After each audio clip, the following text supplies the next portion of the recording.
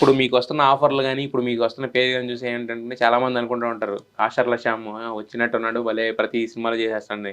But దాని వెనకాల ఉన్న స్ట్రగుల్ అనేది చాలా తక్కువ మందికి తెలుసు ఎగ్జాక్ట్లీ. యాక్చువల్‌గా. సో, మరి అంటే ఎప్పుడో మొదలుపెట్టిన మీ ప్రయాణం ఇప్పుడు దాని ఫలితం అనేది ఈరోజు జు చు నేను ఎప్పుడు అనుకుంటాను ఇంట్లో మేము మాట్లాడుకునేటప్పుడు కూడా నాకు ఏది సులభంగా రాలేదు. అంటే హ్మ్. ఓవర్ నైట్ నేను లిఫ్ట్‌లో డైరెక్ట్‌గా పైకొచ్చి టాప్ ఫ్లోర్‌కు పోలేదు నేను. మెట్లు ఎక్కుకుంటూనే వచ్చాం. ఇప్పుడు మనం సపోజ్ ఒక 5వ ఫ్లోర్‌లోనో, 10వ ఫ్లోర్‌లోనో ఉన్నాం అనుకుంటే హ్మ్. ఒక్కొక్క ఫ్లోర్ మెట్టెక్కుతూనే వచ్చాను నేను. హ్మ్.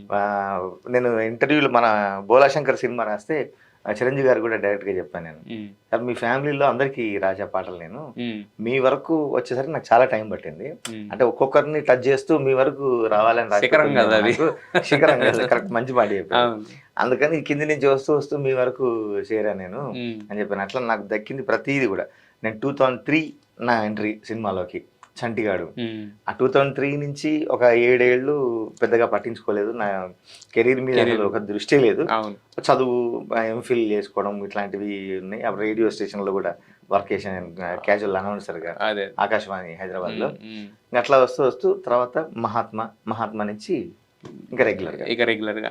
అయితే మరి చిరంజీవి గారితో ఆ మాట అన్నప్పుడు ఆయనేమన్నారు? ఆయన కూడా ఆయన చాలా మంచి చాలా అప్రిషియేషన్. హ్యాపీ ఫీల్ అయ్యారు. హ్మ్. మీ పాటలు మీ గురించి మెహర్ రమేష్ అనే చెప్పాడు. ఆ పాటలు 'టిల్లు' గాని 'రాములో రాములా' ఇవన్నీ. అవునా! మీ గురించి ఇంకా నేను చాలా తెలుసుకోవాలి నేను హ్మ్. అని చెప్పాను నాకు. హ్మ్. ఆయన చాలా గొప్ప మనిషి. హ్మ్. ప్లస్ నేను చిరంజీవి గారికి ఒక మాట చెప్పాను నేను. చిరంజీవి గారిని కలవడానికి నాకు బోలెడన్ని అవకాశాలు దొరికాయి. హ్మ్.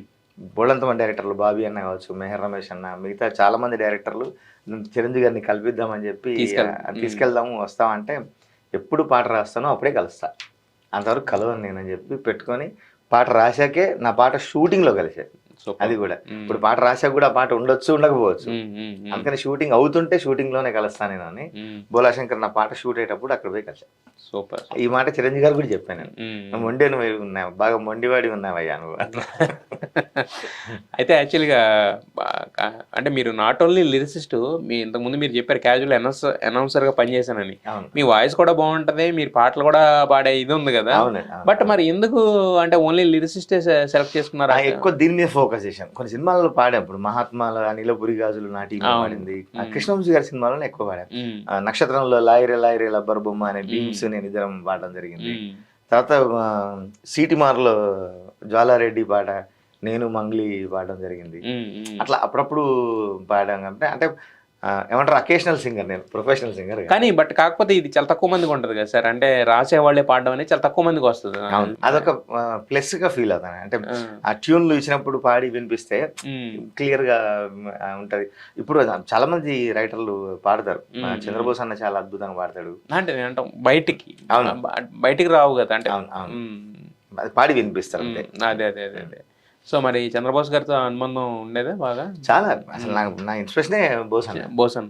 ఎందుకంటే సేమ్ జిల్లా. 'చంద్రబోస్' గారికి ఎలా అయితే ఆస్కార్ అందుకున్నారో ఖచ్చితంగా మీరు కూడా ఏదో ఒక రోజు ఖచ్చితంగా ఆస్కార్ స్టేజ్ మీద మేము చూస్తామనే ఇది ఉంది. Thank you. ఎందుకంటే మీరు అలాగే ఎళ్తున్నారు ఇప్పుడు. థాంక్ అంటే మీరు ఎంచుకునే సినిమాలు గాని, మీరు పడే తాపత్రయం గాని, ఆ హిట్ అవుతున్న తీరు గాని, సో, అదంతా కూడా ఇప్పుడు ఏదో రోజు థాంక్ యూ. అదే పెద్ద కళాకరణంలో తప్పేం లేదు. యాహ్! 'చంద్రబోస్' అన్న కూడా ఆయనకు ఒక నేషనల్ అవార్డ్ వస్తే చాలు అదొక్కటి నా తీరని కల అని దాని గురించి బాగా డ్రీమ్ చేసేవాడు. హ్మ్. నేషనల్ అవార్డ్ పెట్టుకుంటే ఇంటర్నేషనల్ అవార్డ్ ఇంటర్నేషనల్ కావచ్చు. అవార్డ్ వచ్చింది. అట్లా అదే. చూద్దాం మనం. అంటే ఇప్పుడు తెలుగు సినిమా ఆ రేంజ్‌లో ఉంది గాబట్టి తప్పులేదు. అవునవును. తప్పులేదు. ఖచ్చితంగా మంచి టాలెంట్స్ ఉన్నాయి. యాహ్! ఇప్పుడు వచ్చే ప్రతి కొత్త డైరెక్టర్ అంటే యంగ్ హ్మ్. డైరెక్టర్స్ హ్మ్. ప్రతి ఒక కొత్త కంటెంట్‌తో వస్తున్నారు. యెస్. నాకు అదొక చాలా ప్లస్ పాయింట్ నాకు. నేను ఒక బ్రిడ్జ్ లాగా అయిపోయా. పాత నా నా తరానికి జనరేషన్ ఆ! నేను 74 అంటే 50 ఏళ్ళు నాకు ఇప్పుడు. హ్మ్. ఆ పాత తరం వాళ్ళతో వచ్చే కొత్త తరానికి కొత్త మధ్య వీళ్ళ ఐడియాస్, యెస్. వీళ్ళ థాట్స్ ఎట్లా ఉంటాయనేది తెలుసు కాబట్టి రెండిట్లకి మధ్యన బ్రిడ్జ్‌లో ఉన్నా కాబట్టి నాకు హ్యాపీగా మంచి అవకాశాలు వస్తున్నాయని ఫీల్ అవుతాను నేను. యెస్. ఫస్ట్ గుర్తింపు తెచ్చిన పాట అంటే గనక 'నీలపూరి గాజుల'. అవును. అంటే మీరెప్పుడో రాసుకున్నదది. అంటే ఏ సందర్భంలో రాసుకున్నారు? మరి దానికి సింక్ అయిందా? లేదంటే బావుందని తీసుకున్నారా? కృష్ణవంశీ అంతే గారు బావుందని తీసుకోవడమే. ఆ! ఇప్పుడు మనకు అంటే ఇప్పుడు గూడా ఉన్నాయి. యూట్యూబ్‌లో బోలెడన్ని ఫోక్ సాంగ్స్ హ్మ్. దాంతోని ఓవర్ నైట్ స్టార్స్ అయిన సింగర్‌లైన వాళ్ళు, డాన్సర్‌లైన వాళ్ళు బోలెడంత మందున్నారు. హ్మ్. అప్పుడు క్యాసెట్‌ల కల్చర్ ఎక్కువుండేది. అవునవును. ఆ క్యాసెట్‌ల కల్చర్‌లో నేను మా గురువు గారు వరంగల్ శంకరన్న, సారంగపాణి అన్న వాళ్ళతో పాటు నేను తిరిగినప్పుడు ఆ జానపద పాటలు రాసుకోవడం, వేదికల మీద పాడడం, తర్వాత ఏదైనా మంచి కంపెనీ ఉంటే వాళ్ళకి యాహ్! అమ్ముకొని మేము క్యాసెట్‌ల ద్వారా పేరు తెచ్చుకోవడం హ్మ్. ఇట్లా ఉండేది. హ్మ్. కాబట్టి రెగ్యులర్‌గా పాటలవి రాసుకునేవాళ్ళం. హ్మ్. అట్లా రాసుకున్న పాట హ్మ్. ప కృష్ణవంశీ గారికి నచ్చి